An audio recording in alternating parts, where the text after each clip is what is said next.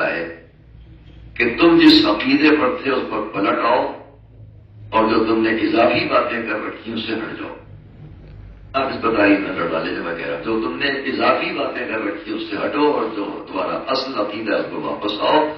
اصل عقیدہ تمام مذاہب میں ایک ہی تھا کہ کسی غیبی قوت و طاقت کو ماننا, جسے ہم اور آپ اسلامی زندگی میں اللہ کے نام سے یاد کرتے ہیں, دنیا کے لوگ مختلف ناموں سے یاد کرتے ہیں.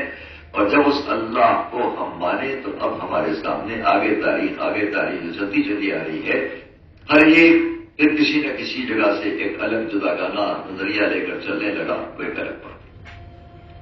لیکن جب تک ہم اس بات پر قائم ہیں کہ اللہ ہے, کوئی غیبی قوت ہے, کوئی غیبی طاقت ہے جس کے سامنے سر جھکانا ہے اور جس کی اطاعت کرنا ہے, تو میرے سامنے ابتدائی اسلامی زندگی کی جو تاریخ آپ کے سامنے پیش ہو, اس کی ابتدائی تاریخ سے اگر سامنے آئے گی بات تو دو ہی حصوں میں بات تقسیم ہو جائے گی. یا اللہ کی اطاعت یا اللہ سے بغاوت. اب اطاعت کے راستے پر سارے مذاہب اپنے کو آزماتے چلے جائیں اور بغاوت کے راستے پر سارے مذاہب اپنے کو آزماتے چلے جائیں. جب دونوں باتوں کو آپ سامنے رکھیں گے تو جہاں جہاں مذہب کی اطاعت کے راستے پر ہے وہاں رحمت کے علاوہ وہ کوئی پیغام نہیں دے سکتا. سڑکوں پر چلتے ہوئے تمسینی بھی ہم نے دیکھا, آپ بھی دیکھتے ہوں گے کہ مختلف مذاہب میں ہمارے ہم وطن افراد یہ سڑک پر کھڑے ہوئے کیوں آٹا ڈال رہے ہیں, یہ روڈ پر چلتے ہوئے صبح سویرے کیوں کچھ غذا ڈال رہے ہیں تاکہ جو چیونٹیاں ہم کو بھی غذا پہنچ جائے. تو جس کے دل میں ان چیونٹیوں تک کے لیے جذبہ پیدا کرنے کی تعلیم ہو رہی ہو, کیا وہ انسانوں کی زندگی کو برباد کر سکتا ہے؟ تو اگر مذہبی ذہن بنا تھا تو بات کہاں سے شروع ہوئی؟ یہ بات ممکن ہے میں آگے کی مجلسوں میں آپ کے سامنے پیش کر سکوں. یہاں اتنی تمہید کافی ہے کہ اگر ہم اس پر غور کر لیں تو اب بات پھر وہیں پر جائے گی جہاں سے میں نے شروع کیا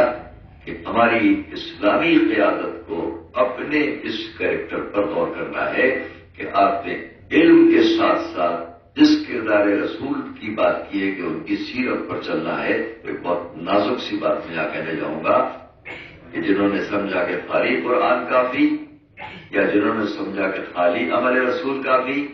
آپ یہ دونوں باتوں کو الگ الگ اگر لے کر چلیں گے تو اسلام کی اس حقیقت سے بے بہرا ہو جائیں گے جس کو میں نے ابھی عرض کیا ہے کہ اسلامی تعلیم سارے کرداروں کو بنانے کے لیے, اچھے کریکٹر بنانے کے لیے جس بات کو بنیادی مانتی ہے وہ ہے رحم کا جذبہ. اور اس کو میں بے وجہ نہیں کر رہا ہوں, کتابت میں نہیں یاد کر رہا ہوں, یہ تقریر اور یا کتابت نہیں, بلکہ حقیقت ہے کیونکہ مسلمان کے لیے سب سے پہلی بات جو ہے وہ ہے بسم اللہ الرحمن الرحیم, جہاں سے شروع کرتا ہے.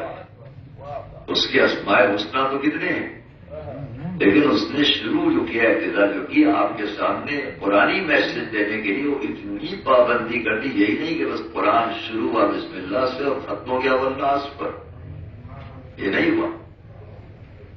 بلکہ لازم کر دیا گیا کہ جب بھی کوئی سورہ شروع ہو سوائے ایک کے تو بسم اللہ سے شروع ہو. اور ہم اور آپ کوئی سورہ پڑھے یا نہ پڑھے, کہیں سے کسی اور بیٹھ کے قرآن شروع کر دے تو بسم اللہ سے شروع کرے. بلکہ یہ میں نے دن میں 50 دفعہ قرآن کو کھولا, بند کیا, کسی کام سے چلا گیا, پھر آیا جہاں سے آیت چھوڑی تھی کیا وہی سے شروع کر دوں گا, پھر بسم اللہ سے شروع کروں. تو اگر ایک انسان دن بھر میں قرآن ہی پڑھتا رہے, کاموں سے نکلتا رہے, ہٹتا رہے, آتا رہے, پڑھتا رہے, تو بار بار بسم اللہ, بار بار بسم اللہ. یہ تو نہیں لازم کیا گیا کہ اب جب تم دوبارہ بیٹھنا قرآن پڑھنے کے لیے شروع کرنا تو بسم اللہ سے نہ شروع کر کے خدا آیت سے شروع کر دینا, خدا آیت سے شروع کر دینا. دوستو عزیزو, اس نے بسم اللہ سے قرآن شروع کر کے اور 114 سوروں میں سے ایک کو چھوڑ کر ہر ایک جگہ بسم اللہ سے بات شروع کر کے اور اس کو بھی کمپلیٹ کر دیا گیا کسی اور سورہ میں بیچ میں بسم اللہ لا کر. تو ہمارے لیے 114 سورے اگر ہیں تو 114 بار بسم اللہ کم سے کم قرآن میں. کیوں؟ اس نے بتانا چاہا کہ ایک تو تم لوگ ہو جو ہماری اطاعت کے راستے پر, میں تمہارے لیے رحیم ہوں، اور جو میری اطاعت کے راستے پر نہیں ہے میں ان کے لیے رحمان ہوں۔ اور کیجیے گا میں ان کے لیے رحمان ہوں جو میری اطاعت نہ کرتے ہو، کرتے ہو یا نہ کرتے ہو۔ یعنی اطاعت سے مراد یہ نہیں کہ باغی ہے مکمل، ایک اطاعت ہے اپنے شوق اور ذوق کے حساب سے، اور ایک اطاعت ہے جس طرح اس نے کہا ہے ویسے، اور ایک ہے اطاعت ہی نہ کرنا۔ ایک وہ اطاعت ہے اللہ کی کہ جو اس نے جس طرح کہا ہے اس راستے سے ہماری اطاعت کرو۔ یہ ہے اللہ کے وہ خصوصی اور منتخب لوگ کہ جن کو وہ پسند کرے گا کہ ہاں اس نے ہمارے کہنے کے حساب سے ہماری اطاعت کی، بہت توجہ کیجیے گا۔ اور ایک وہ ہے کہ جنہوں نے اپنے ذوق کے حساب سے، اپنی فکر کے حساب سے، اپنی عقل کے حساب سے، اپنی خواہش کے حساب سے طے کر لیا ہمیں اس کی اطاعت کرنا ہے، بس کافی۔ بہت سے لوگوں کا ذہن رہتا ہے کہ ہمیں کیا ضرورت ہے نماز پڑھتے رہنے کی، بس رہا ہم اپنے اللہ کو مانتے ہیں کافی ہے ہمارے لیے۔ ایک یہ بھی ذہن ہوتا ہے ہمیں کیا ضرورت ہے سب کرنے کی، ہم اپنے اللہ کو مانتے ہیں، کوئی ہم آپ کے لیے تو نہیں مانتے، ہم وہ جانتے ہیں اور ہم جانتے ہیں، ہم دل سے اس کو مانتے ہیں۔ یہ کوئی بات نہیں، یہ کوئی بات نہیں، اس لیے کہ اس کا جو حکم ہے اس کے حساب سے اگر اس تک گئے تو ہم اس کے وہ بندے قرار پائیں گے کہ جس کو اس نے پسند کیا،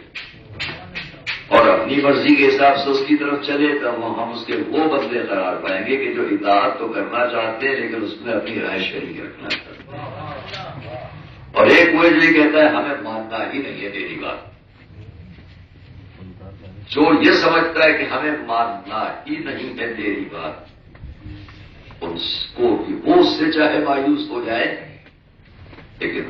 وہ ان کو اپنی رحمت سے دور قرار نہیں دیتا ہے، بہت سے مواقع پر ان کو بھی توفیق خیر عطا کرتا ہے۔ اور اس کی مثال میں اشارہ پر کہہ سکتا ہوں کہ اس بندے کو یاد کر لیجئے جو جناب موسیٰ سے گفتگو کر رہا ہے، کہاں جا رہے ہیں؟ اللہ سے باتیں کرنے، میرا بھی پیغام پہنچا دینا۔ مجھے شرم آتی ہے اس سے اپنا اللہ مانتے، مجھے شرم آتی ہے اس کی روٹی روزی حاصل کرتے۔ واقعہ آپ نے کتنی بار سنا، یہ بھی تو غور فرمائیے کہ جناب موسیٰ نے تو کچھ نہیں کہا، ادھر سے آواز آئی موسیٰ تم نے اس بندے کا پیغام نہیں پہنچایا؟ پالنے والے شرم آئی کہ ایسی جسارت کرنے والے کا پیغام تجھ تک پہنچاؤ، کہا نہیں، جا کے اس سے ایسا کہہ دینا کہ اسے شرم آتی ہو مجھے اپنا رب مانتے ہو، مجھے شرم نہیں آتی اسے اپنا بندہ مانتے، اسے شرم آتی ہو مجھ سے روٹی روزی مانگتے ہوئے لیکن مجھے کوئی شرم نہیں آئے گی اس کو رزق پہنچاتے۔ میں یہ پوچھتا ہوں کہ نبی ہے، ان کی امت میں وہ شخص ہے اور اس امتی سے نبی مایوس ہیں، لیکن اس کے باوجود وہ رب اپنے نبی ہی کے واسطے سے توفیق خیر اس شخص کو عطا کر دیتا ہے کہ حضرت موسیٰ جب پلٹ کے قول نقل کرتے ہیں تو وہ کہتا ہے ایسا ہے تمہارا رب، اب تو میں اس کی اطاعت کروں گا، اب تو میں اس پر ایمان لاتا ہوں۔ آپ نے غور فرمایا کہ نبی اس کا پیغام نہیں پہنچاتے ہیں، خالق براہ راست اس کے قلب میں ڈال سکتا تھا ایمان، لیکن نبی کے وسیلے سے ایمان پہنچا کر بتا دیا کہ پہچانو وسیلے کی ضرورت ہوتی ہے۔ صلوات اللہ علیہ